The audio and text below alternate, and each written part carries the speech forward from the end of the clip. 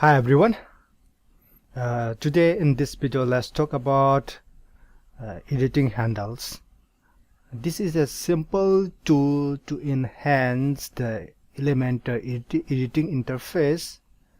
Here you go to the settings here, and when you go to editing interface of any page or post, and here and the user preference, here editing handles.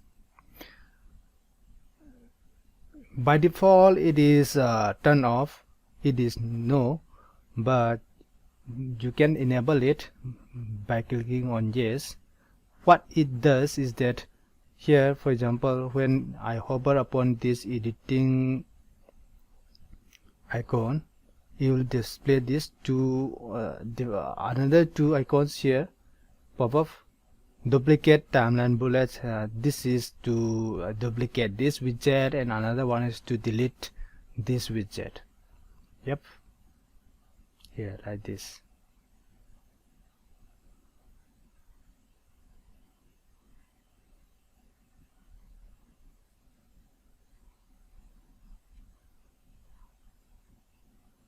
Okay, so editing handles when hovering over the element edit button is.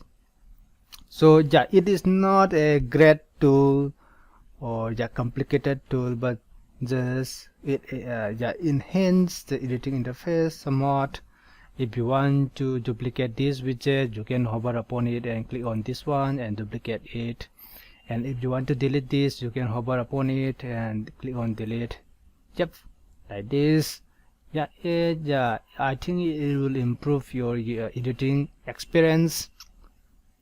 So if you want to enable this feature with Elementor, go to user experience, user preference here in the Elementor settings, and enable these editing handles. Quite easy, quite simple.